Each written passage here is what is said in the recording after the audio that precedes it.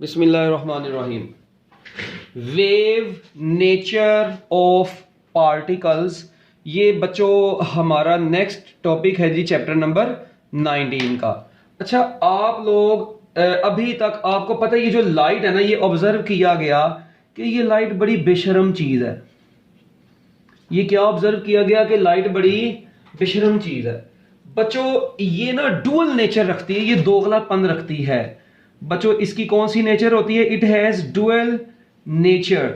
बच्चों ये dual nature रखती है। डुअल नेचर से मुराद है बच्चों कि ये लाइट जो है ये वेव के तौर पर भी बिहेव करती है और ये लाइट पार्टिकल के तौर पर भी बिहेव करती है। आप लोग कई जगहों पर पढ़ते आए हैं जी, लाइट जो अभी तक आप लोग पढ़ते आए थे लाइट की वेव नेचर को। बस अभी तक आप लोगों ने लाइट की पार्टिकल नेचर को एक्सप्लेन नहीं किया कि कर दिया, बल्कि इस चैप्टर में हमने वो भी कर दिया था। अच्छा, वेव नेचर आप लोग कहां पे पढ़ के आए थे? आपको याद है बच्चों ये जो एक्सपेरिमेंट आप लोगों का था कि लाइट की वेव नेचर होती है, इसको एक्सप्लेन जब किया था, इसको इंटरफेरेंस ऑफ लाइट से आप लोगों ने एक्सप्लेन किया था। इसको आप लोगों ने इंटरफेरेंस ऑफ लाइट से एक्सप्लेन किया था। इसको आप लोगों ने डायफ्रैक्शन ऑफ लाइट से एक्सप्लेन किया था। इसको आप लोगों ने पोलराइजेशन ऑफ लाइट से एक्सप्लेन किया था। बच्चों ये जो सारे के सारे ये टॉपिक जो आप लोग पढ़ते आए हैं चैप्टर नंबर 9 में, बच्चों ये लाइट की वेव नेचर को शो कर रहे थे। आपको पता है जब लाइट जाके यंग्स डबल स्लिट एक्सपेरिमेंट आपने पढ़ा, उसमें भी आपने लाइट की वेव नेचर को एक्सप्लेन किया था। तो बच्चों लाइट की वेव नेचर को एक्सप्लेन करने के लिए डिफरेंट एक्सपेरिमेंट फिजिक्स के अंदर हुए थे, जिनसे हमें लाइट की वेव नेचर का पता चलता था। मगर फिर आपने लाइट की पार्टिकल नेचर को भी देख लिया। अगर आपको याद हो बच्चों, फोटो इलेक्ट्रिक इफेक्ट, ठीक है। फिर आप लोगों ने पढ़ा बच्चों पेयर प्रोडक्शन, अपना वो क्या नाम है, पेयर प्रोडक्शन कह रहा हूं, कॉम्पटेंस इफेक्ट, ठीक है, कॉम्पटेंस इफेक्ट। फिर आप लोगों ने बच्चों ब्लैक बॉडी रेडिएशन, ये भी पार्टिकल नेचर को शो करता है, ब्लैक बॉडी रेडिएशन वगैरह वगैरह। बच्चों ये सारे के सारे एक्सपेरिमेंट लाइट की कौन सी नेचर को शो करते थे? लाइट पार्टिकल्स के तौर पर बिहेव करती है, ये लाइट की पार्टिकल नेचर को शो करते थे। लो जी, जब ये एक्सपेरिमेंट फिजिक्स के अंदर हुए ना बच्चों, तो इसी तरह बाद में ऐसे भी एक्सपेरिमेंट हुए जिनसे हमें पता चला कि सिर्फ लाइट ही नहीं डुअल नेचर रखती। बच्चों इलेक्ट्रॉन्स, ये जो आप लोग इलेक्ट्रॉन्स पढ़ते हैं ना, जो पार्टिकल्स हैं, बच्चों इलेक्ट्रॉन्स की भी दो नेचर होती हैं। इलेक्ट्रॉन भी वेव नेचर भी रखता है और इलेक्ट्रॉन भी पार्टिकल नेचर रखता है। बच्चों यहां से ये पता चला कि सिर्फ वेव लाइट ही नहीं, बल्कि ये जो इलेक्ट्रॉन्स हैं इनकी भी दो नेचर होती है, इनकी भी वेव नेचर होती है, इनकी भी पार्टिकल नेचर होती है। अब इन सारी चीजों को बच्चों, इलेक्ट्रॉन्स की पार्टिकल नेचर को या इलेक्ट्रॉन्स की वेव नेचर को हम लोगों ने अब बारी बारी एक्सप्लेन करना है। ये जो इलेक्ट्रॉन्स की बच्चों वेव नेचर थी ना, ठीक है, इस वेव नेचर को एक्सप्लेन किया था आपके अंकल ने। किसने? वो जो आप लोग पढ़ते नहीं है अपना क्या नाम है, अभी आगे पढ़ेंगे, डेविसन एंड जर्मर एक्सपेरिमेंट। कौन सा? Davisson and Germer experiment. बच्चों आप लोग अभी आगे पढ़ेंगे, आज के लेक्चर में ही हम लोग डेविसन एंड जर्मर एक्सपेरिमेंट, ठीक है जी। ये इलेक्ट्रॉन्स की वेव नेचर को शो करते हैं, ठीक है। इसी तरह पार्टिकल नेचर को एक्सप्लेन करने के लिए वो आप लोगों ने e over m of electron पढ़ा था, जे थॉमसन वाला, ठीक है जी। ये इलेक्ट्रॉन की जो है ना पार्टिकल नेचर को शो करते हैं। ये सारे एक्सपेरिमेंट हम लोगों ने भी आगे पढ़ने हैं, कुछ पढ़ चुके हुए हैं, e over m of electron जो जे थॉमसन ने कैलकुलेट की थी। अच्छा, अब बच्चों हम लोगों ने ये जो आपके अंकल थे ना, एक आपके अंकल आए बच्चों डी ब्रोगली, ठीक है। ये 1905 में फोटो इलेक्ट्रिक इफेक्ट का जो फिनोमिना हुआ था ना बच्चों, ऑब्जर्व किया गया था। ये बच्चों 1905 में ये फिनोमिना ऑब्जर्व किया गया था। ये बच्चों 1905 में ये फिनोमिना आपको याद है, फोटो इलेक्ट्रिक इफेक्ट का बनाया गया था, जिसने लाइट की पार्टिकल नेचर को शो किया था, ठीक है। अच्छा, अब बच्चों उसके बाद आपके ना एक बड़े ही जबरदस्त किस्म के साइंटिस्ट, ठीक है जी, डी ब्रोगली, ठीक है जी, क्या नाम था इनका? De Broglie. अच्छा, ये पहला पॉइंट हो गया, ये दूसरा पॉइंट, तीसरा पॉइंट बच्चों डी ब्रोगली आए। कौन आए? डी ब्रोगली, ठीक है जी। इन्होंने एक बड़ी ना अजीबो गरीब किस्म की बात कर दी जिसने लोगों को हैरान कर दिया। ये अभी ना डी ब्रोगली, ठीक है जी, ये अभी अपना इन्होंने अभी ना अपनी पीएचडी कर रहे थे, ठीक है जी, ये अपनी पीएचडी कर रहे थे। पीएचडी के दौरान बच्चों इन्होंने अपना एक थीसिस लिखा। उस थीसिस के अंदर इन्होंने बताया कि बच्चों जितनी भी मैटर है ना, डी ब्रोगली ने अपने पीएचडी के थीसिस के अंदर ये बात बताई कि जितने भी मैटर पार्टिकल्स है, जितने भी मैटर है बच्चों, उसकी भी कौन कौन सी नेचर होती है। ऑल मैटर है wave nature as well as particle nature. ये अपने थीसिस के अंदर बच्चों उन्होंने ये बात लिखी।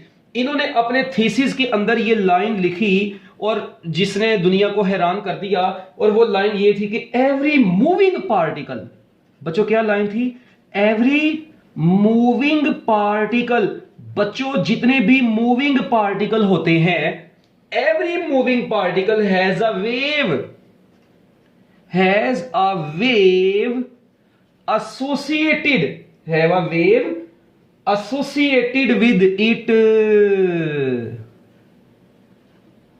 लो जी बच्चों, ये जो डी ब्रोगली अंकल थे, इन्होंने आके ऐसा ट्रेंड बनाया कि लोगों की चीखें निकल गई।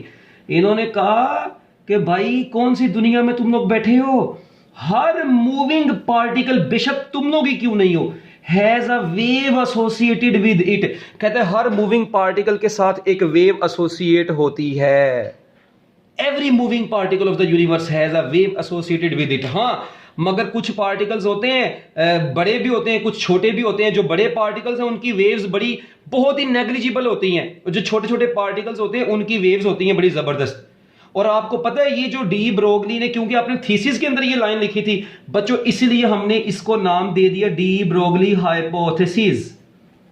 इसलिए बच्चों हमने इनके इस फिनोमिने को क्या नाम दे दिया, डी ब्रोगली हाइपोथेसिस नाम दे दिया।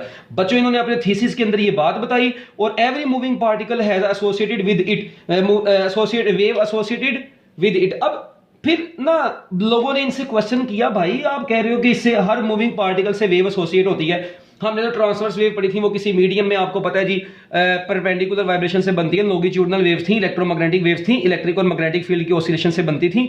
ओ भाई, इससे हर मूविंग पार्टिकल की वेव होती है, उस वेव का क्या नाम होगा? तो इन्होंने कहा, मैं बताता हूं आप लोगों को, सर जी ऐसी वेव्स, ये हमने इनको नाम दिया मैटर वेव्स का। किसका नाम दिया? इन्होंने कहा भाई उन वेव्स को मैटर वेव्स बोलते हैं, इनकी प्रॉपर्टीज इलेक्ट्रोमैग्नेटिक वेव से, ट्रांसवर्स वेव से, लॉन्गिट्यूडनल वेव से बहुत डिफरेंट है। ये जो बातें बता रहा हूं बड़ी इंपॉर्टेंट बातें, हो सकता है आपकी किताब में बड़ा कम लिखा हो, मगर ये मैं आपको जो चीजें बता रहा हूं ये आपके बेसिक कॉन्सेप्ट्स को क्लियर करेंगी। ये भाईजान बड़ी जबरदस्त किस्म की फिजिक्स है, ये हमें शोगल नहीं है, ये शोगल मेला नहीं आप लोग लगा रहे हैं, ठीक है? ये जेविसन एंड जर्बर एक्सपेरिमेंट अभी आप लोगों ने पढ़ने आगे। अच्छा, अब देखें बच्चों, इन्होंने कहा कि मगर ना उस जमाने में डी ब्रोगली हाइपोथेसिस, ये बेचारा, इन्होंने ये बात तो कर दी मगर उस वक्त इनका कोई एक्सपेरिमेंटल प्रूफ सामने ना आया। ओए होए होए होए होए होए, इनका कोई एक्सपेरिमेंटल प्रूफ बच्चों डी ब्रोगली एक्सप्लेन करने में फेल हो गया। इसने कहा भाई मैं तो बस थीसिस दे रहा हूं, मैं तो बस ये बता रहा हूं, मेरे पास कोई एक्सपेरिमेंट नहीं है, ठीक है? मगर फिर उस जमाने में जो इनके टीचर थे, ठीक है जी, डी ब्रोगली के, जिन्होंने मतलब पूरा पास करना था इनको ओवरऑल, उन्होंने कहा भाई तूने ये बात लिख दी, तू मुझे पहले एक्सपेरिमेंटली तो प्रूफ करके दिखा। ये आज का छोकरा किस किस्म की बातें कर रहा है कि मूविंग पार्टिकल की वेव होती है? इन्होंने कहा भाई कोई एक्सपेरिमेंट कर, मगर बेचारे डी ब्रोगली को एक्सपेरिमेंट ना कर सके। फिर उस वक्त के मशहूर साइंसदान अल्बर्ट आइंस्टाइन को बुलवाया गया। बच्चों कौन से साइंटिस्ट को बुलवाया गया? बड़े मशहूर साइंटिस्ट उस वक्त के अल्बर्ट आइंस्टाइन, उनको बुलवाया गया। उन्होंने कहा भाई ये बच्चे की बात में दम है, ये बात तो सही कर रहा है। लो जी बच्चों, उनके कहने पे इसको डिग्री भी मिल गई पीएचडी की, ये डॉक्टर भी बन गया। और बच्चों उसके बाद जो है जी, जाहिर बात है उनकी बात तो मानी जानी थी, अल्बर्ट आइंस्टाइन उस वक्त के मशहूर साइंटिस्ट थे, तो लो जी उनकी बात के ऊपर इनको उस वक्त नोबेल प्राइज से नवाजा गया। मगर उसके बाद एक्सपेरिमेंटल प्रूफ इन्होंने तो एक्सप्लेन नहीं किया, मगर बच्चों आफ्टर सम टाइम बच्चों इसका एक्सपेरिमेंट भी सामने आ गया। और बच्चों इसके एक्सपेरिमेंट को एक्सप्लेन किया किसने? डेविसन एंड जर्मर ने। बच्चों किसने एक्सप्लेन किया? डेविसन एंड जर्मर ने। बच्चों लो जी अपना इस एक्सपेरिमेंट के जरिए से भी इलेक्ट्रॉन की वेव नेचर को शो कर दिया। इन्होंने कहा ये सही कह रहा था भाई, हर मूविंग पार्टिकल जो होता है उससे रिलेटेड वेव्स एसोसिएट होती हैं। फिर बाद में जीपी थॉमसन ने भी एक्सपेरिमेंट किया, जे थॉमसन का बेटा था जी ये जीपी थॉमसन, उसका तो हमारे सिलेबस में नहीं लिखा हुआ है एक्सपेरिमेंट, इसलिए मैं वो आपको नहीं बताऊंगा। तो बच्चों उसके बाद फिर जो है जी ओवरऑल एक्सपेरिमेंट हो गए, और बच्चों फिर डेविसन एंड जर्मर को भी नोबेल प्राइज मिला और डी ब्रोगली को भी नोबेल प्राइज से नवाजा गया था। वो किस किस ईयर में मिले थे वो मैं आपको आगे जाके बताऊंगा। मेरा ख्याल है, मैं उम्मीद करता हूं कि यहां तक को आपकी थोड़ी बहुत कहानी समझ आ गई होगी।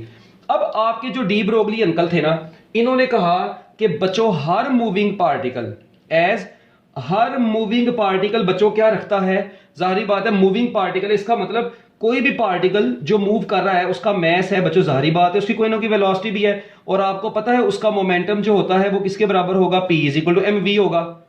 हर मूविंग ऑब्जेक्ट का मोमेंटम जो होता है बच्चों वो तो mv होता है। अच्छा, फिर आप लोगों ने, इन्होंने कहा कि भाई जितने भी आप लोगों को पता है पार्टिकल जब मूव करेगा अगर उससे रिलेटेड वेवलेंथ होगी तो बच्चों जाहिर बात है उसका मोमेंटम भी होगा, तो P = h/λ। ये आप लोगों को याद है फोटोन के केस में हमने फार्मूला पढ़ा था फोटोन के मोमेंटम निकालने का, h/λ। क्या ख्याल है? तो बच्चों ये फोटोन के केस में भी सेम यही केस है कि मूविंग फोटोन है, ठीक है। अब देखें मेरी बात सुने, ये अगर मैं यहां पर बच्चों यहां से ऐसा करूं, मैं यहां से लैम्डा निकाल लूं, क्योंकि मैं तो वेव नेचर को डील कर रहा हूं, और वेव नेचर के लिए लैम्डा किसके बराबर होगा, h/p के बराबर होगा। बच्चों p किसके बराबर होता है, mv के बराबर होता है। तो बच्चों ये इक्वेशन एक आप लोगों के सामने, लैम्डा = h/mv, और यहां पर ये लैम्डा क्या चीज है, wavelength associated with the particle है, ठीक है जी। जो पार्टिकल मूव कर रहा है, जो पार्टिकल जिसका मैस m है किसी पर्टिकुलर वेलोसिटी से मूव कर रहा है, ये लैम्डा क्या है, ये wavelength associated with the particle है। जारी बात है उस पार्टिकल की वेवलेंथ होगी, wavelength associated with the particle, जिस पार्टिकल की, जो पार्टिकल मूव कर रहा है उसकी वेवलेंथ है बच्चों ये लैम्डा। तो लो जी, ये wavelength associated with the particle waves, जो वेव्स ठीक है बिहेव कर रही है, मतलब पार्टिकल वेव के तौर पे बिहेव कर रहा है, उसकी वेवलेंथ है ये। और ये वेवलेंथ को बाद में हम लोगों ने कैसे यूज किया, इससे रिलेटेड हम लोगों ने, अब देखें, अब डी ब्रोगली साहब ने बोला था कि हर पार्टिकल, बेशक वो छोटा है बेशक वो बड़ा है, हर पार्टिकल से रिलेटेड वेव्स होती हैं और उनकी वेवलेंथ निकालेंगे h/mv के फॉर्मूले से हम लोग। ठीक हो गया? यहां तक बच्चों हैंड रेज कर दें जल्दी जल्दी। और इस इक्वेशन को हम लोगों ने डी ब्रोगली इक्वेशन का नाम दिया। इस इक्वेशन को हमने किसका नाम दिया? This equation is known as de Broglie equation. जल्दी जल्दी हैंड रेज करना है, जल्दी जल्दी, शाबाश। बड़ी काम की बातें हैं, अभी तो पार्टी शुरू हुई है। चर्सियो डी ब्रोगली इक्वेशन। जो बच्चे क्लास में सोए हुए हैं उनको मैं भी क्लास से बाहर निकाल दूंगा। ये देखो, लो जी बच्चों, अब अगली बातों की तरफ चलते हैं हम। अब देखें जरा, इन्होंने कहा ठीक है कि हर मूविंग पार्टिकल है। फिर उसके बाद बच्चों ये आपके ब्यूटीफुल अंकल ने क्या काम किया बच्चों, इन्होंने एक बड़ा जबरदस्त एक्सपेरिमेंट किया। इन्होंने कहा जी सपोज करते हैं आपके पास ना एक ना बुलेट है, एक राइफल बुलेट सिस्टम इन्होंने बताया। मतलब वैसे ही अब एग्जांपल के तौर पे हम लोग बात कर रहे हैं बच्चों। सपोज करते हैं एक ना राइफल से बुलेट को फायर किया गया। बुलेट का मैस है बेचारा 20 ग्राम। कितना मैस है? 20 ग्राम मैस है। और वो बुलेट बच्चों वहां से राइफल से निकली है जिस स्पीड से 330 मीटर पर सेकंड की स्पीड से वहां से शूट आउट हुई। तो कहता बताओ अगर ये पार्टिकल, अब डी ब्रोगली ने कहा था हर मूविंग पार्टिकल से रिलेटेड वेवलेंथ होती है, चलो इसकी वेवलेंथ कैलकुलेट करो, करते हैं अभी। उसके बाद हम लोग बात करते हैं फिर इलेक्ट्रॉन की बात की। इलेक्ट्रॉन तो छोटा सा पार्टिकल है ना। अच्छा, अब इलेक्ट्रॉन का मैस होता है जी 9.1 × 10⁻³ 31 किलोग्राम। ओके, सपोज करें जी ये 1 × 10⁻6 मीटर पर सेकंड की स्पीड से मूव कर रहा है। इससे रिलेटेड वेवलेंथ निकालें। अब देखें, एक मैंने मैक्रो पार्टिकल की वेवलेंथ निकाली और एक मैंने निकाली बच्चों मैक्रो पार्टिकल की, और एक मैं निकाल रहा हूं माइक्रो पार्टिकल की। अच्छा, अब ये मैक्रो पार्टिकल, इससे रिलेटेड वेवलेंथ निकालें, और एक है ये माइक्रो पार्टिकल। चलें हम लोग इन दोनों से एसोसिएटेड वेवलेंथ कैलकुलेट करते हैं, ठीक है। अच्छा, अब मेरी बात सुनो बच्चों, जब भी एसोसिएटेड वेवलेंथ आप लोगों ने कैलकुलेट की मैक्रो पार्टिकल्स की, लैम्डा = वही h/mv। बच्चों ये जो h है आपको पता है 6.63 × 10⁻34 जूल सेकंड होता है। इसकी कोई एग्जैक्ट वैल्यू आज तक साइंटिस्ट कैलकुलेट नहीं कर सके। कोई 6.626 वगैरह भी लिखते हैं, मगर 100% एग्जैक्ट वैल्यू नहीं है, हम लोग बस ये चला लेते हैं। अच्छा, उसके बाद अभी भी इसकी सर्चिंग हो रही है। उसके बाद बच्चों एम मैस कितना है, 20 ग्राम है। 20 ग्राम जो होगा इसको 1000 से डिवाइड करेंगे बच्चों तो 0.02 किलोग्राम बन जाएगा। आप लोग 0.02 किलोग्राम इधर पुट किया और वेलोसिटी इसकी 330 पुट की बच्चों, ये किलोग्राम में है और ये मीटर पर सेकंड में है। जब आप लोगों ने यहां से वेवलेंथ कैलकुलेट की ना बच्चों, तो आप लोगों के पास जो वेवलेंथ की वैल्यू आ गई वो कितनी आ गई जी, वो आई 1 × 10⁻⁻34 मीटर। हो बच्चों, ये जो वेवलेंथ आई है ये इतनी छोटी है, ये वेवलेंथ बच्चों इतनी छोटी है, 10⁻⁻34। ओ भाई, आप तो एक्स रेज को वगैरह को जाके वो एंगस्ट्रॉम में बस पढ़ते हैं, 10⁻⁻10 एंगस्ट्रॉम में, ये तो 10⁻⁻34। बच्चों ये इतनी छोटी है कि ये डिटेक्ट ही नहीं की जा सकती। तो बच्चों ऐसी वेवलेंथ देखो, वेव तो उससे एसोसिएटेड है अभी भी, मगर वो इतनी कम है कि उसको डिटेक्ट नहीं किया जा सकता। इसलिए हम लोग कहते हैं, बुलेट की कभी सुना डायफ्रैक्शन हुई हो, वेव एसोसिएटेड है मगर वेरी लेस वेवलेंथ वाली, इतनी लेस वेवलेंथ वाली कि आप लोग उसको इलेक्ट्रोमैग्नेटिक स्पेक्ट्रम के अंदर ऑब्जर्व ही नहीं कर सकते। ओ भाई, इलेक्ट्रोमैग्नेटिक स्पेक्ट्रम पढ़ा था ना, रेडियो वेव से लेके गामा रेज तक, उसके अंदर ये बच्चों एग्जिस्ट ही नहीं कर रही है वाली वेवलेंथ की रेंज, तो बहुत छोटी है जो डिटेक्टेबल ही नहीं है। तो बच्चों, मगर जिस तरह ही हमने इलेक्ट्रॉन के लिए वेवलेंथ कैलकुलेट की, H/mv फार्मूला लगाया, H की जगह पर 6.63 × 10⁻⁻34 और बच्चों मैस की जगह पर ये 9.1 × 10⁻⁻31 और v बच्चों 1 × 10⁻6। बच्चों जब यहां से लैम्डा कैलकुलेट किया तो इधर से जो लैम्डा आया वो 7 × 10⁻⁻10 मीटर आ गया।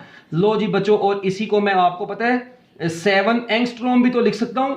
लो जी बच्चों, ये वेवलेंथ ऐसी है जो कि लाई करती है किस रेंज में बच्चों, ये एक्स रेज की रेंज में लाई करती थी। इसका मतलब है कि इससे एसोसिएटेड वेवलेंथ अब ये एक्स रेज की रेंज में आ गई है। इसका मतलब बच्चों कि ये एसोसिएटेड वेवलेंथ इसकी है। तो इसका मतलब ये कौन से पार्टिकल्स है, इसका मतलब सब एटॉमिक पार्टिकल्स जो होते हैं जब वो हाई स्पीड के ऊपर मूव कर रहे होते हैं तो बच्चों उनसे एसोसिएटेड वेवलेंथ जो होती है, क्योंकि अब ये वेवलेंथ है, इसका मतलब यहां से ये साबित हुआ इलेक्ट्रॉन हैज वेव नेचर। इसका मतलब यहां से क्या साबित हो गया कि क्योंकि इसकी जो वेवलेंथ है वो मेजरेबल है, इसका मतलब है इलेक्ट्रॉन्स हैव वेव नेचर। तो लो जी बच्चों, यहां से पता चल गया कि इलेक्ट्रॉन कौन सी नेचर रखता है, वेव नेचर रखता है अपने पास, और इसकी वेवलेंथ और इसका मतलब वेव नेचर, तो लिहाजा ये डायफ्रैक्शन भी परफॉर्म करेगा, इंटरफेरेंस भी परफॉर्म करेगा, पोलराइजेशन भी परफॉर्म करेगा। और मजे की बात, हमने इस इलेक्ट्रॉन को यंग्स डबल स्लिट एक्सपेरिमेंट में से भी पास करवाया, वहां पे भी इसने हमें रिजल्ट दिया। तो बच्चों वहां से हमें पता चला कि इलेक्ट्रॉन्स वेव नेचर रखते हैं। हाँ, इसकी एक्सपेरिमेंटल एक और एक्सपेरिमेंट है इसका, जो कि अभी मैं अब आप लोगों को बताऊंगा, डेविसन एंड जर्मर एक्सपेरिमेंट का। मगर उससे पहले इसका मतलब जितने भी मैक्रो पार्टिकल्स हैं उनकी वेवलेंथ इतनी स्मॉल होती जरूर है वेवलेंथ उससे एसोसिएटेड, मगर वो इतनी स्मॉल होती है कि हम लोग उसको डिटेक्ट नहीं कर सकते। मगर जो स्मॉल पार्टिकल्स हैं, सब एटॉमिक पार्टिकल्स हैं, इलेक्ट्रॉन ही नहीं, सिर्फ प्रोटॉन, न्यूट्रॉन, अल्फा पार्टिकल्स, ये सारे के सारे बच्चों पार्टिकल्स जो होते हैं ये हाई स्पीड पर जब मूव कर रहे होते हैं, इनकी बाकायदा वेवलेंथ एसोसिएटेड होती है।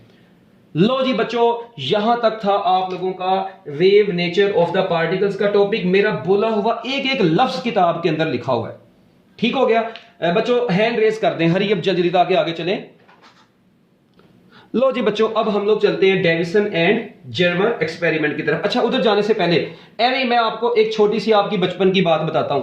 देखें एवी, ये एक छोटा सा मतलब lambda is equal to H/mv आप लोगों ने पढ़ा। अच्छा बच्चों, आपको पता है ये लैम्डा ओवर पी, इसको मैं लिख सकता हूं अपना, सॉरी H/p लिख सकता हूं। अच्छा, मोमेंटम का एक फार्मूला यार आप लोगों ने वो छोटे होते पढ़ा था, 2m इंटू काइनेटिक एनर्जी। ये अब ये देखो, ये बेशरम लोग, जहाज किस्म के लोग अब सोच रहे हैं कि ये कहां से आ गया। ओ भाई, ओ चरसी लोगों, अगर आपको याद हो काइनेटिक एनर्जी का एक फार्मूला पढ़ा था, मोमेंटम का स्केयर डिवाइडेड बाय 2m। तो बच्चों मोमेंटम यहां से बराबर आता है 2m इंटू काइनेटिक एनर्जी। शायद कभी पढ़ा हो या ना पढ़ा हो, बहरहाल नहीं पढ़ा तो कोई बात नहीं, मैं आपको ऑक्सिलरी एकेडमी ऑफ साइंस में ये बता रहा हूं। अब काइनेटिक एनर्जी का formula in terms of momentum ये था, तो यहां से मोमेंटम का स्केयर आ गया 2m इंटू काइनेटिक एनर्जी। कितना आ गया, 2m इंटू काइनेटिक एनर्जी। तो बच्चों यहां पर अब मेरी एक बात सुनना बड़े गौर से। तो ये मैंने इधर लिखा। आपको पता है काइनेटिक एनर्जी और भी किसके बराबर होती है? यस, नहीं पता तो कोई बात नहीं, ये लो बच्चों, ये काइनेटिक एनर्जी बराबर होती है चार्ज इंटू पोटेंशियल डिफरेंस के। क्यू डेल्टा वी, ये पढ़ा हुआ है क्यू वी, काइनेटिक एनर्जी का फार्मूला नहीं पढ़ा? बोलो, पढ़ा है? तो बच्चों चार्ज की जगह पर ई लिख दो और आगे वी आगे, ये लो। तो बच्चों चार्ज इलेक्ट्रॉन है, तो बच्चों आप लोग इलेक्ट्रॉन को एक्सेलरेट करवाना है, जाहिर बात है किसी, ये पोटेंशियल डिफरेंस है, ये वी पोटेंशियल डिफरेंस है, जिस पोटेंशियल से एक्सेलरेट करवाएं वो पोटेंशियल इधर पुट करें, तो बच्चों आपके पास इलेक्ट्रॉन्स की वेवलेंथ आ जाएगी। इलेक्ट्रॉन से एसोसिएटेड वेवलेंथ आप लोग कैलकुलेट कर सकते हैं। लो जी बच्चों, ये था आप लोगों का एक छोटा सा फार्मूला, ठीक है। मैं आप लोगों को अभी इसके बारे में और भी बड़ी बातें बताऊंगा आगे जाके, मगर अभी बस आप लोग इसको जरा वैसे जहन में रख लें, एक नोट के तौर पे आपको लिखवाया है। आगे जाके इससे रिलेटेड एंट्री टेस्ट में बड़े एमसीक्यूज आते हैं, इसका शॉर्टकट भी है, मैं आपको भी बताता हूँ, √150/v एंगस्ट्रॉम में निकालनी है, वो भी आगे जाके बताता हूँ। लो जी, अब हम लोग अपने एक्सपेरिमेंट की तरफ चलते हैं कि इलेक्ट्रॉन की वेव नेचर को एक्सप्लेन करने के लिए फिजिक्स में जो एक्सपेरिमेंट किया गया उसको नाम दिया गया डेविसन एंड जर्मर एक्सपेरिमेंट। ये अब आपके beautiful uncle Davisson and Germer ने डेविसन एंड जर्मर एक्सपेरिमेंट, बच्चों ये कैसा था और इसमें क्या एक्सपेरिमेंट में परफॉर्म किया गया? बच्चों सबसे पहली बात, अच्छा जी, डेविसन एंड जर्मर एक्सपेरिमेंट, बच्चों इन्होंने लाइट की, डेविसन एंड जर्मर, और इसके अलावा बच्चों जीपी थॉमसन, मैंने आपको बताया जीपी थॉमसन जो था वो जे थॉमसन का बेटा था। इन्होंने लाइट इलेक्ट्रॉन्स की, कौन सी? इलेक्ट्रॉन्स की वेव नेचर को एक्सप्लेन किया था बकायदा, मगर वो जीपी थॉमसन का एक्सपेरिमेंट आपकी किताब में नहीं है, ठीक है जी। इन्होंने कहा था जी electrons have wave nature, electrons have wave nature. इन्होंने बच्चों इलेक्ट्रॉन्स की वेव नेचर को एक्सप्लेन किया था अपने एक्सपेरिमेंट की मदद से। बच्चों इनका पूरा नाम था Clinton J dot Davisson and Lester H Germer, ठीक है, ये इनका नाम है बच्चों पूरा। इन्होंने wave nature of the electrons को क्या किया? एक्सप्लेन किया। कैसे? बच्चों इन्होंने एक बड़ा जबरदस्त किस्म का एक्सपेरिमेंट किया। वो एक्सपेरिमेंट क्या था आओ मैं आपको दिखाता हूं। बच्चों जरा सुनना, चरसी लोगों गौर से सुनना। बच्चों इन्होंने एक, जाहिर बात है, इलेक्ट्रॉन्स की बीम को एक निकल क्रिस्टल के ऊपर फॉल करवाया। बड़ी काम की बात है सर, एक्सपेरिमेंट। इन्होंने जो एक्सपेरिमेंट किया बच्चों ऐसे, ये देखें जरा, हम लोग क्या काम कर रहे हैं यहां पर, ये मैं एक गलती से इलेक्ट्रॉन गन बनाने लगा हूं, इसके अंदर मैंने एक नोजल रख दी है बच्चों, ये इलेक्ट्रॉन गन है ये, ठीक है। इस इलेक्ट्रॉन गन में यहां पर मैंने लगा दिया बच्चों एक फिलामेंट, ऐसे, ये एक फिलामेंट लगाया मैंने। इस फिलामेंट को बच्चों जब मुझे बताएं, जब मैं इसको बैटरी के साथ अटैच कर दूंगा तो आपको पता है इसके अंदर से स्ट्रीम ऑफ इलेक्ट्रॉन्स निकलेगी।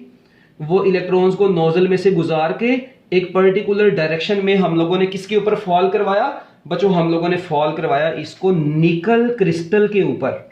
बच्चों किसके ऊपर फॉल करवाया? एक निकल का बना हुआ ब्यूटीफुल सा क्रिस्टल था हमारे पास, ऐसे। इस क्रिस्टल के ऊपर बच्चों निकल क्रिस्टल के ऊपर इसको फॉल करवाया बच्चों। ये निकल क्रिस्टल आपको पता है इंटरप्लेनर स्पेसिंग, इसकी लेयर्स के दरमियान में स्पेसिंग भी होगी, ठीक है। लो जी, ऐसे ऐसे ऐसे ऐसे, ये निकल क्रिस्टल के ऊपर बच्चों मैंने इसको फॉल करवाया। यहां पर ये है electron gun, that is electron gun, just like CRO cathode ray oscilloscope में जिस तरह इलेक्ट्रॉन गन नहीं पड़ी थी, वैसे ये फिलामेंट है। फिलामेंट को आपने लो बैटरी के साथ हीटअप करवाया, लो बैटरी लगाई, वोल्टेज लगाया, ठीक है। ये सिलेंडर सा है जिसके अंदर ये नोजल बनी हुई है, ठीक है, सिलेंडर विद नोजल। अच्छा अब मेरी बात सुने बच्चों, जैसे ये इलेक्ट्रॉन्स की बीम इधर आई, इधर से इसकी सरफेस से बच्चों वो रिफ्लेक्ट होकर आगे फॉल की एक डिटेक्टर के ऊपर। मैं यहां पर एक ब्यूटीफुल सा डिटेक्टर लगाने जा रहा हूं बच्चों, ये देखें, ऐसे एक डिटेक्टर लगा देता हूं मैं।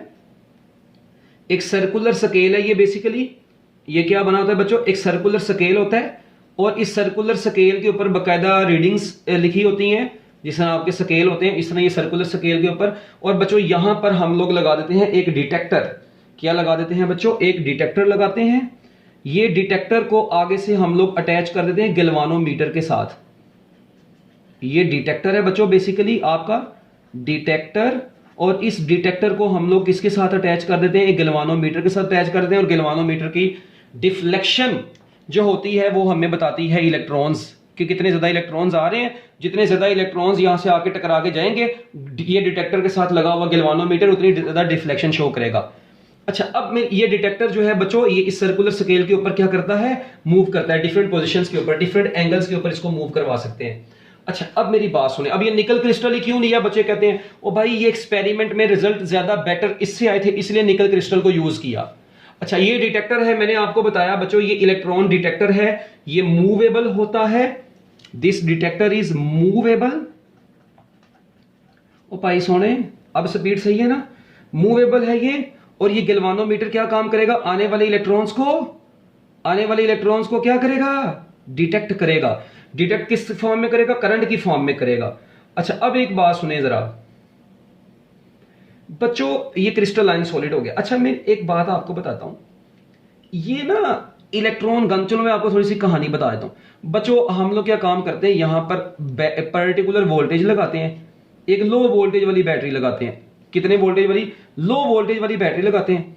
इसके ऊपर ना ये टंगस्टन फिलामेंट जो है बच्चों, ये फिलामेंट, ये एक्चुअली फिलामेंट बना हुआ है किसका, टंगस्टन का। बच्चों ये किसका बना होता है, थोड़ी सी एक्स्ट्रा कहानी बता रहा हूं, ये टंगस्टन का बना होता है और इसके ऊपर कोटिंग की होती है बेरियम ऑक्साइड की, कोटेड विद बेरियम ऑक्साइड। बच्चों हम लोग इसको बेरियम ऑक्साइड के साथ कोटिंग कर देते हैं। बच्चे कहते हैं सर बेरियम ऑक्साइड के साथ कोटिंग क्यों करते हैं, भाई आपकी किताब में नहीं लिखा हुआ, वैसे इंफॉर्मेशन के तौर पे बता रहा हूं। बेरियम ऑक्साइड की कोटिंग से फायदा ये होता है कि ना बेरियम ऑक्साइड जो होता है ना बच्चों, इसका वर्क फंक्शन बहुत कम होता है, ठीक है।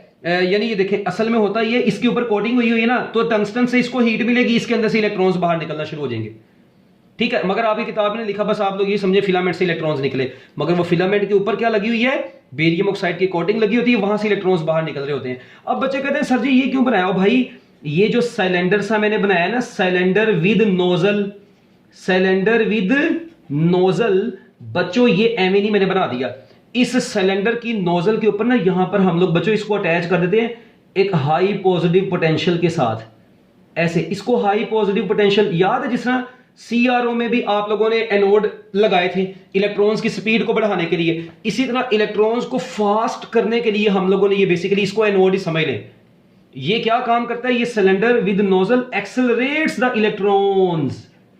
ये अंदर की कहानियां हैं, ये अंदर की बातें हैं, ये आपकी किताब के अंदर नहीं लिखी हुई, इसलिए तो अंदर की बातें हैं। ये बच्चों इलेक्ट्रॉन्स को एक्सेलरेट करवाता है। वो जिन बच्चों के दिमाग में है ना पॉजिटिव, वो भाई ये देखो यहाँ पे उसको पता लगा यहाँ पे मुझे रोटी मिलनी है, रोटी खुल गई सलानी वाली है, फौरन दौड़ेंगे चरसी इलेक्ट्रॉन, मगर यहाँ पे इसको पता चला कि ना पाई इधर तो कुछ नहीं मिलना, तो वो इससे रिपेल होकर सीधे आते थे। वो सारी कहानी मैंने आपको सीआरओ के अंदर बताई है।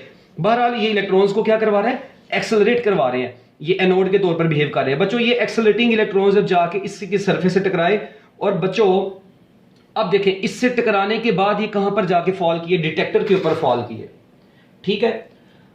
अब हमने ये देखें, आपको पता है यहां पर ना एक एंगल बनता है जिसको बोलते हैं फाई। ये एंगल को मैं फाई बोल रहा हूं आपकी किताब के मुताबिक। ये एंगल बच्चों किस किस के दरमियान में बन रहा है, ये एंगल बन रहा है जी, angle between incident and reflected wave. ये देखें, जो रिफ्लेक्टेड बीम है और जो इंसिडेंट बीम है, रिफ्लेक्टेड और इंसिडेंट बीम ऑफ इलेक्ट्रॉन्स के दरमियान में ये एंगल बन रहा है, ठीक है। अच्छा, मैं अब जो बात बताने लगा हूं इसको बड़े गौर से आप लोगों ने सुनना है बच्चों। डिफरेंट एंगल के ऊपर ये इलेक्ट्रॉन्स जब जाके इसके ऊपर फॉल करते हैं ना बच्चों, मेरी एक बात सुनना, काम की बात है। ये इलेक्ट्रॉन जैसे इस डिटेक्टर के ऊपर जाके फॉल करते हैं ना, तो बच्चों ये पूरे सर्कुलर स्केल के ऊपर, सिर्फ इतने से हिस्से के ऊपर नहीं, पूरे सर्कुलर स्केल जो है ना बच्चों, इसके ऊपर इंटेंसिटी शो होती है, करंट शो होता है। इसका मतलब क्या हुआ बच्चों, मेरी जरा बात सुनना गौर से।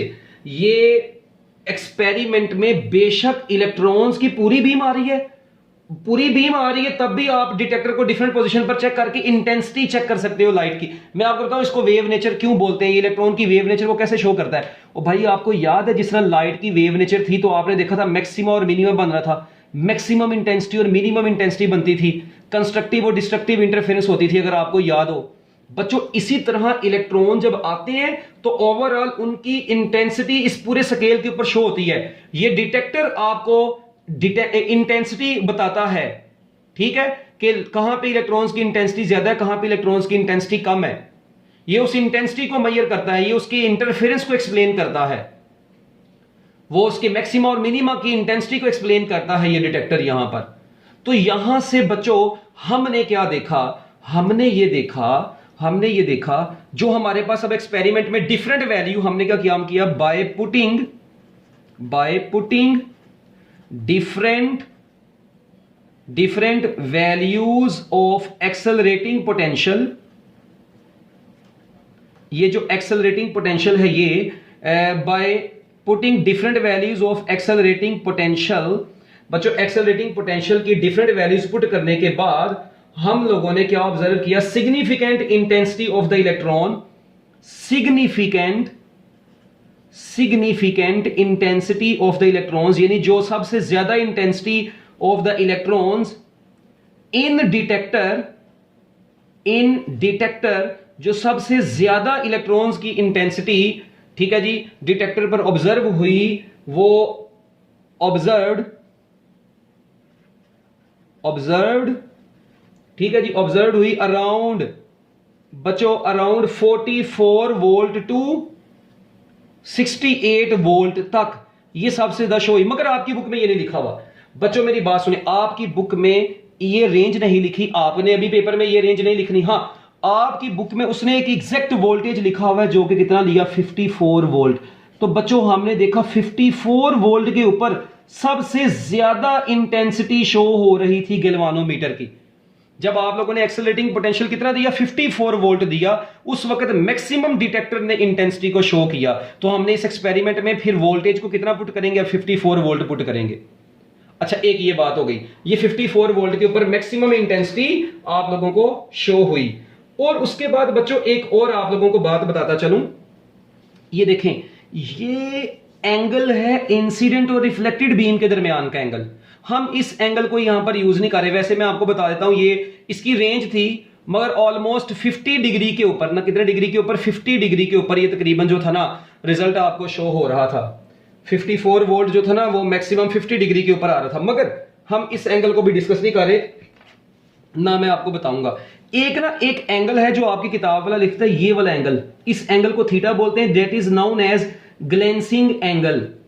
आपको इससे लेना देना है, ये है एंगल बिटवीन इंसिडेंट, ये क्या नाम है देखें, जो आप लोगों की होती है ना इंसिडेंट वेव, ठीक है, जो इलेक्ट्रॉन की बीम, और बच्चों इलेक्ट्रॉन की बीम के अलावा, ठीक है, जो क्रिस्टल की लेयर्स के साथ एंगल बनता है, इस एंगल को हम लोग क्या बोलते हैं, ये जो बीम है इलेक्ट्रॉन की बीम, और जो बच्चों किसके साथ एंगल बन रहा है, बोलो, लेयर के साथ जो एंगल बन रहा है उसको हम लोग क्या बोलते हैं, ग्लेंसिंग एंगल बोलते हैं। क्या बोलते हैं बच्चों, उसको ग्लेंसिंग एंगल बोला जाता है।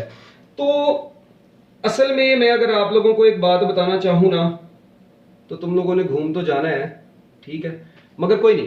अच्छा, अब एक बात जरा यहां पर सुने बच्चों, ये एंगल ऑलमोस्ट 65 डिग्री का देखा गया। ये एंगल कितने डिग्री का देखा गया, 65 डिग्री का ऑब्जर्व किया गया। इस एक्सपेरिमेंट के अंदर ये एंगल की वैल्यू है, ठीक है। आप लोगों को ये कहां से आई कैसे आई उसकी कैलकुलेशन की तो जरूरत नहीं है। तो बच्चों बस ये 65 डिग्री के एंगल के ऊपर 54 वोल्ट और 65 डिग्री एंगल के ऊपर मैक्सिमम इलेक्ट्रॉन्स की जो है ना आपको डिटेक्शन मिली। यहां तक ओके है। अब अगली बात यहां पर क्या है, अब आप लोगों ने यहां पर जो नेक्स्ट चीज देखनी है, हाँ जी पुत्र, गैल्वानोमीटर में मैक्सिमम डिफ्लेक्शन उसी वक्त शो हुई। अब ये देखें बच्चों, आप लोग एक काम करें, ये जो इलेक्ट्रॉन्स आ रहे हैं, ठीक है जी, इलेक्ट्रॉन्स फ्रॉम इलेक्ट्रॉन गन, बच्चों ये जो इलेक्ट्रॉन्स फ्रॉम इलेक्ट्रॉन गन आ रहे हैं, इलेक्ट्रॉन गन से बच्चों जो इलेक्ट्रॉन्स आ रहे हैं, आपको पता है उनकी काइनेटिक एनर्जी क्या होगी? ईवी।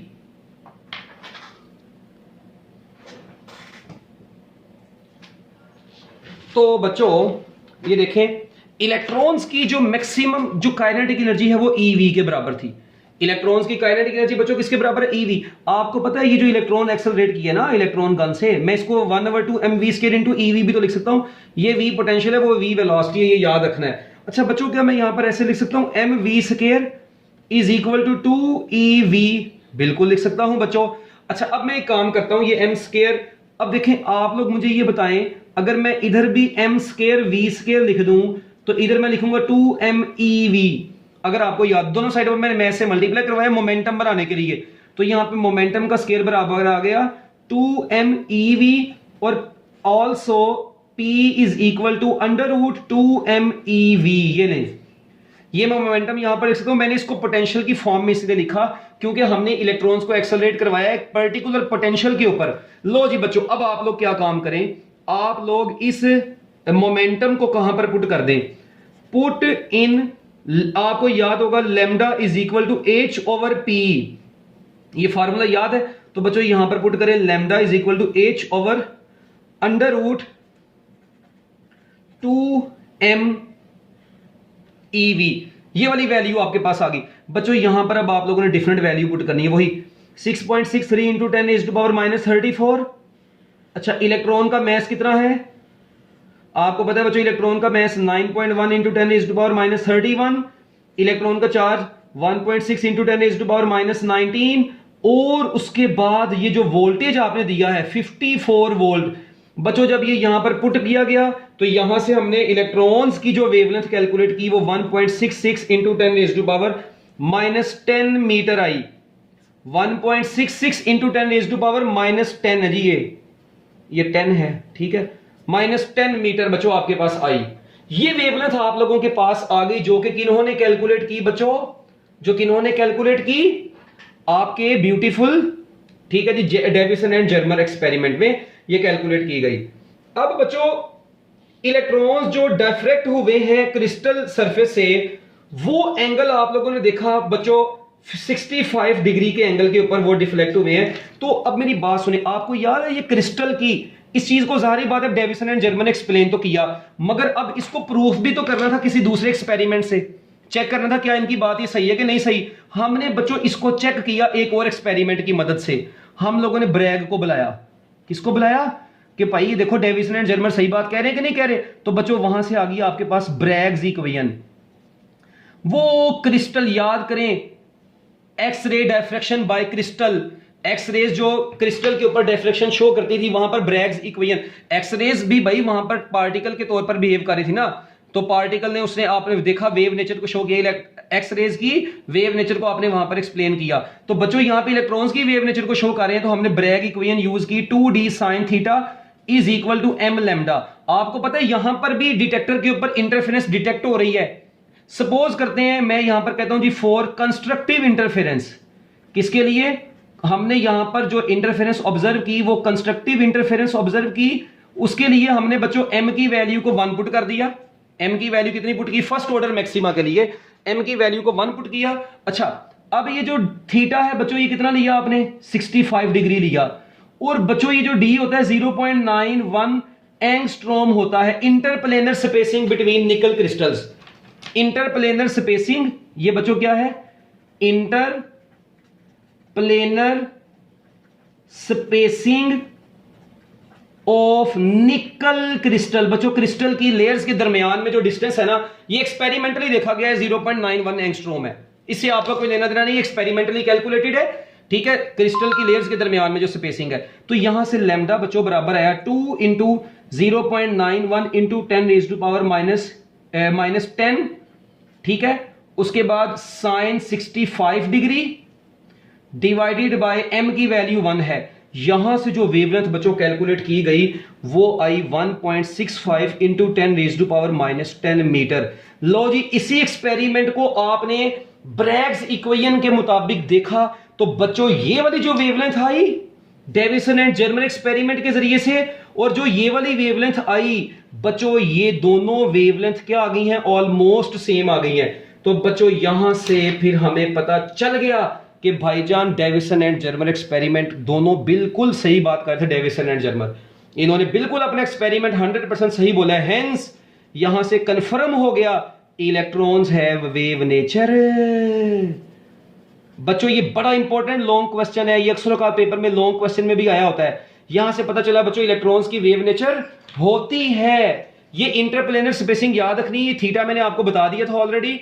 एम की वैल्यू आपको पता है फर्स्ट ऑर्डर के लिए 1 ही होनी है, इसमें कोई मुश्किल चीज नहीं अभी तक आप लोगों को बताई। जी बच्चों इसको नोट कर ले और हैंड रेज कर दो, हरी अब जल्दी जल्दी।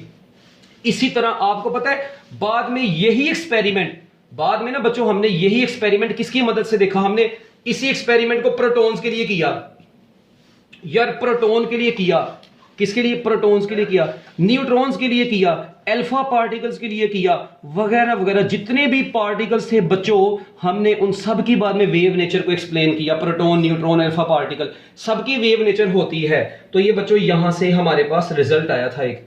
अच्छा अब एंट्री टेस्ट में ना, अब एंट्री टेस्ट में बच्चों इसका एक शॉर्ट क्वेश्चन आता है, चलिए वो उससे बताने से पहले आपको पता है 1929 में ये जो आपके क्या नाम है डी ब्रोगली थे, इनको नोबेल प्राइज मिला था, इनको नोबेल प्राइज मिला था ये एक्सप्लेन करने में, ठीक है। और उसके बाद बच्चों 1937 में ही नोबेल प्राइज मिल गया किसको, डेविसन एंड जर्मर को, अपने इन्हीं एक्सपेरिमेंट को एक्सप्लेन करने में डेविसन को भी क्या मिला बच्चों, नोबेल प्राइज मिला अपनी इन सारी बातों के चक्कर में। तो लो जी बच्चों ये आप लोगों की किताब की जो बातें थी आपकी एफएससी की टेक्स्ट बुक के हवाले से वो मैंने आप लोगों को सारी बता दी है। अब एक बात यहां पर मैंने आपको बताया alpha particles, helium, nucleus, proton, neutron ये सारे के सारे डिफ्रैक्शन प्रॉपर्टीज को शो करते थे और इन सब पार्टिकल्स की भी कौन सी नेचर होती है, वेव नेचर होती है।